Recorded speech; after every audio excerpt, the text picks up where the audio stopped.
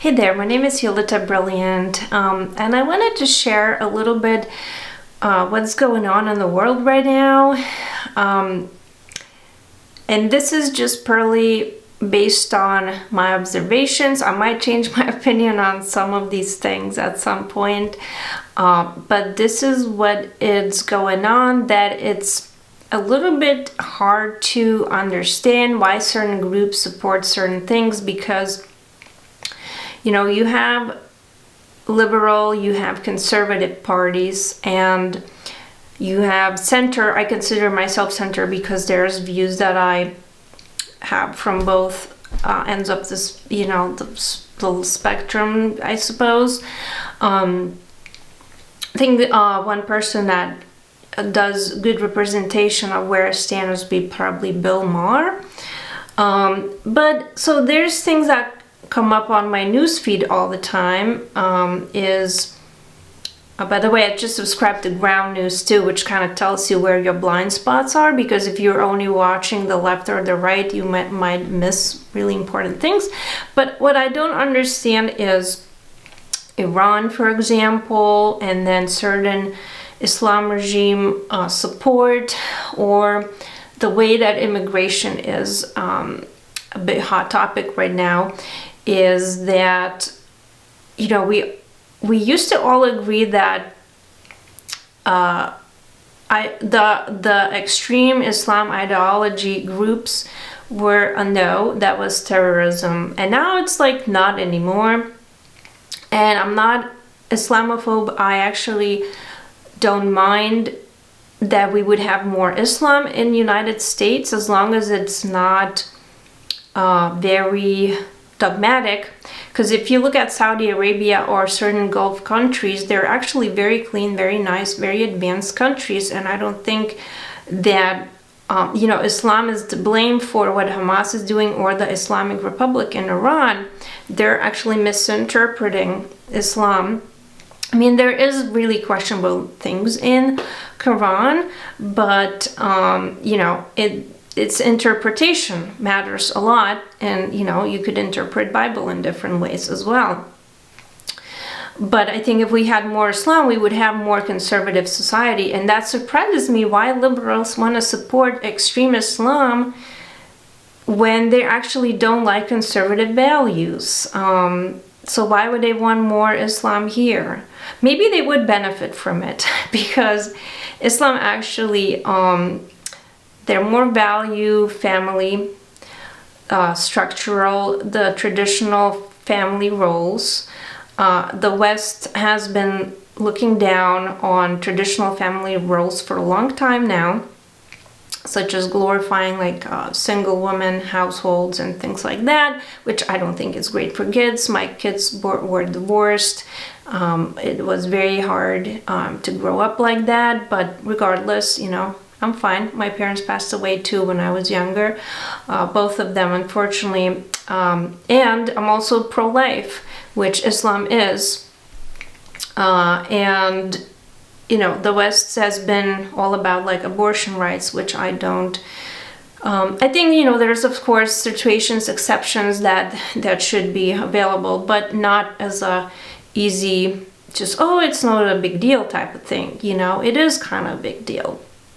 It's a decision that should not be taken very lightly, because my mother have almost aborted me, and my grandmother, who's about to turn 100 years old, I'm going to visit her very soon.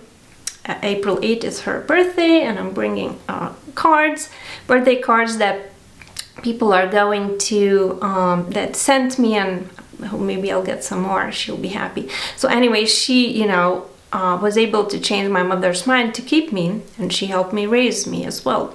She helped her raise me as well.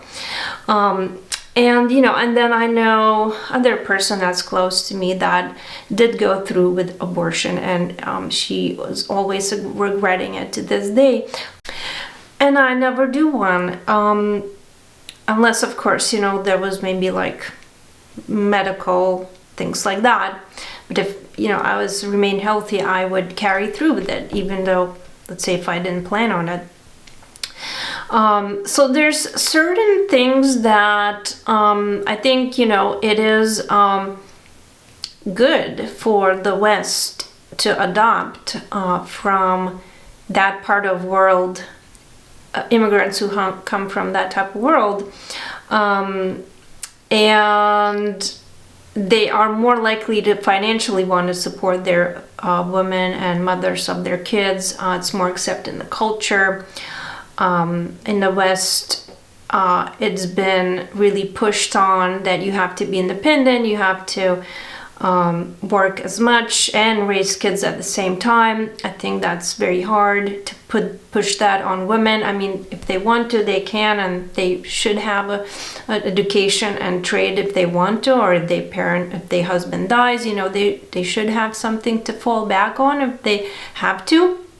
But I think they should only do that if they want to. They really have to, not like as they must do it, or otherwise they're not valued a member of society type of way.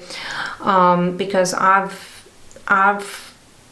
drunk the Kool-Aid from the type of rhetoric that you're not worth anything if you're not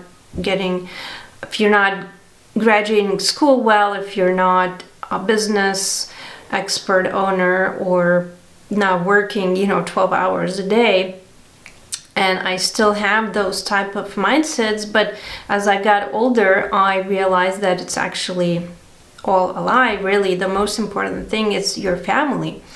So for the younger people, I would say you focus on your family, and you can do career at the same time. Because I never had kids, and I don't regret that, but I see that a different type of life is not anything less than being a female business owner, or being a stay-at-home mom is as noble, if not more noble, I would say. Having raised women that raised 4 kids, 5, I admire them more. Think they've done more than I have. So there is that type of mindset out there, though, that we have here in the West. But I think the center is where it's the best, is the middle. When you go to extremes, that is the problem.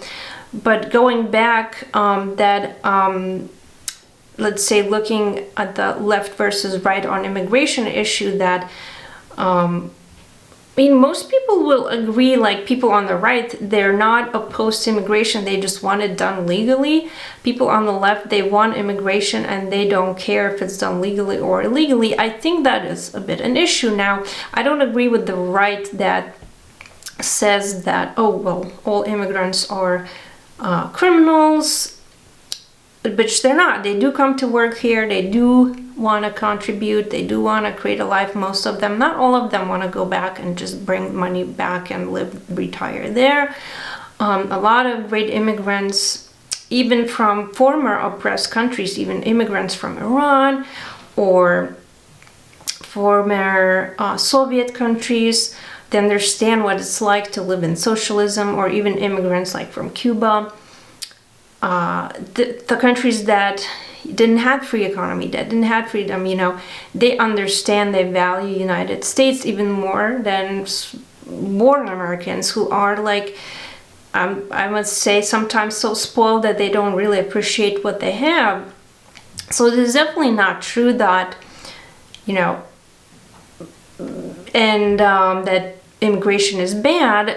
It's just a matter how we gonna determine who's here to commit terror attacks, or who's here to work hard and love the country and pledge allegiance to this country, who's here to smuggle drugs or people or trafficking.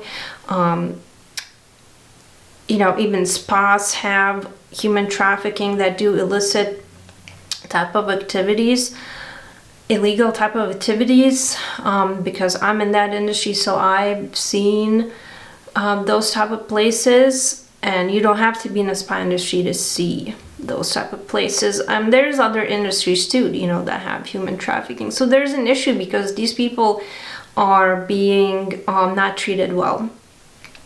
So I think, legalizing the path is really the key. It's not whether we need immigration or not. It's not that we would just want to let everybody in, because then people that are good type of people, they fall at the end of the line, possibly. So we want to push these people to the front of the line and help them.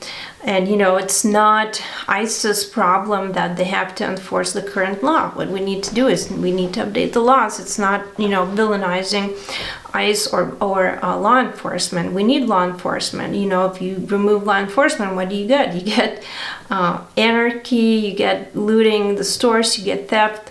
New York City has so much theft. Even when I lived there 10 years ago, it was terrible. And then all the stores, even especially after COVID, they started to have to lock everything up. It's like becoming really, really sad look. In Lithuania, we don't have that. We don't have to lock up deodorants. So we need to protect the country. We need to, make it safe, and have people accountable, hold them accountable for their actions. We can't just always make excuses to people. So I am, more conservative in that way, that, because I could have said, oh, well, my parents passed away, I have nothing, that's why, I'm not successful, that's why I'm a thief, that's why I use drugs, But I made a decision to not do that. I made a decision to work and not give up. And my mom passed away when I was 16. My dad passed away when I was 19. And I moved to this country at age 19 without nothing, with 2 suitcases. And eventually I figured it out. But if somebody just handed me like a check every month, I would have not become who I am today.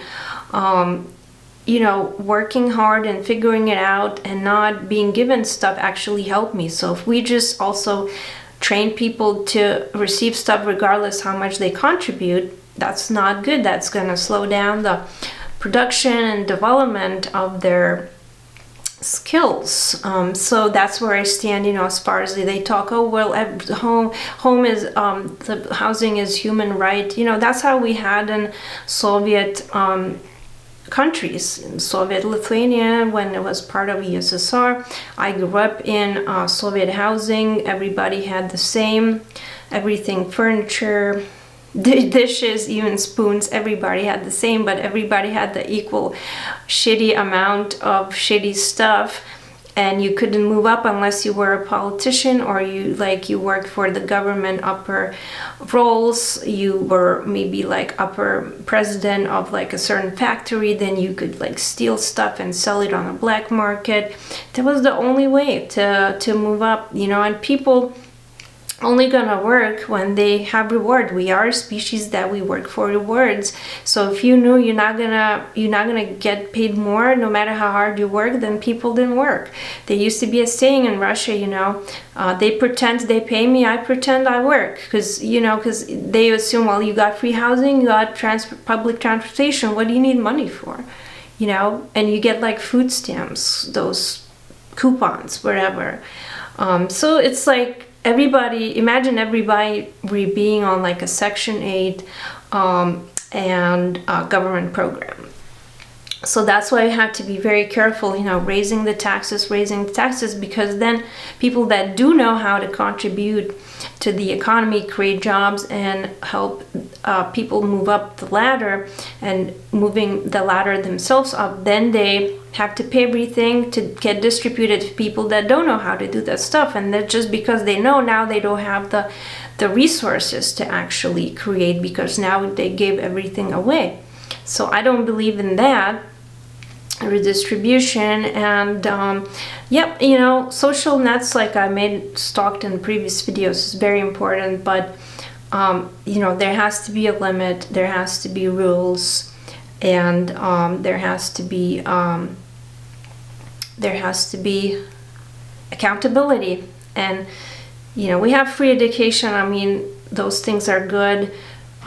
Improving our healthcare systems, cracking down on insurance companies, things like that. We definitely need to do that. But maybe I'll talk more about those in the next videos, because, you know, insurance agencies shouldn't be a doctor. It shouldn't be somebody that decides whether you need certain scan or treatment or not, or whether